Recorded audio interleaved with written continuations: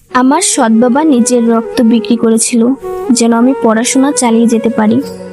কয়েক বছর পর যখন আমার মাসিক বেতন 3 লক্ষ টাকারও বেশি, তখন একদিন তিনি আমার কাছে সাহায্য চাইতে এলেন। আর আমি তার মুখের দিকে তাকিয়ে বলেছিলাম, আমি আপনাকে একটা টাকাও দেব না। শুনে তিনি মাথা নিচু করে চলে গিয়েছিলেন।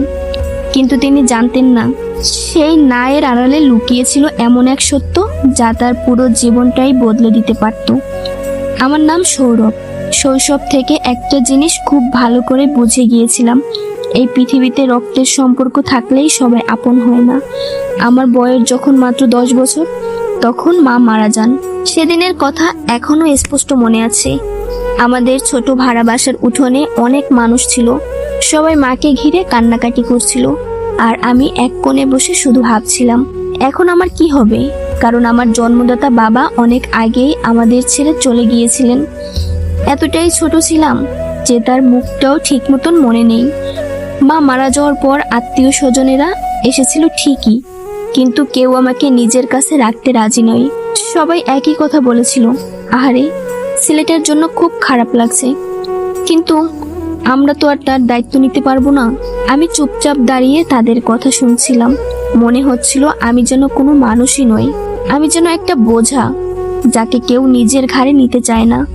ঠিক তখনই একজন মানুষ সামনে এগিয়ে এলেন। তার নাম ছিল মফিজুল হক। তবে আমি তাকে সব সময় মফিজ কাকা বলেই চিনতাম। তিনি বহু বছর ধরে আমার মাকে ভালোবাসতেন, কিন্তু কখনো সেটা নিয়ে বাড়াবাড়ি করেননি। মায়ের জীবনের সবচেয়ে কঠিন সময়গুলোতে নিঃশব্দে পাশে ছিলেন। সেই দিন তিনি সবার সামনে বলেছিলেন, ছেলেটা আমার সঙ্গে যাবে। একটা মুহূর্তের জন্য পুরো ঘর নিস্তব্ধ হয়ে গিয়েছিল। কেউ ভাবেনি তিনি এমন একটা কথা বলবেন, কিন্তু তিনি বলেছিলেন। আর সেই একটা সিদ্ধান্তই আমার জীবন বদলে দিয়েছিল। আমরা ঢাকায় উপকণ্ঠে একটা ছোট্ট ভাড়া বাসায় থাকতাম। ঘর বলতে একটা মাত্র রুম। বর্ষাকালে টিনের ছাদ দিয়ে পানি পড়তো, গরমকালে ঘরের ভিতরে থাকা যেত না। তবুও সেই ঘরেই আমি নিরাপত্তা খুঁজে পেয়েছিলাম। মফিজ কাকা খুব সাধারণ মানুষ ছিলেন। কখনো রিক্সা চালাতেন, কখনো বাজারের মাল টানার কাজ করতেন, আবার কখনো দিনমজুরের কাজ। সারা দিন পরিশ্রম করে ক্লান্ত শরীরে বাসায় ফিরতেন। তবুও কখনো আমাকে বুঝতে দেননি যে আমাদের অভাব আছে। স্কুলে যাওয়ার সময় আমার জামাটা যেন পরিষ্কার থাকে, ব্যাগে খাতা কলম থাকে, এসব তিনি নিশ্চিত করতেন।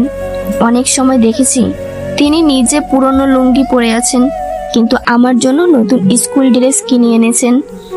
তখন হয়তো পুরো বিষয়টা বুঝতাম না, কিন্তু বড় হওয়ার সঙ্গে সঙ্গে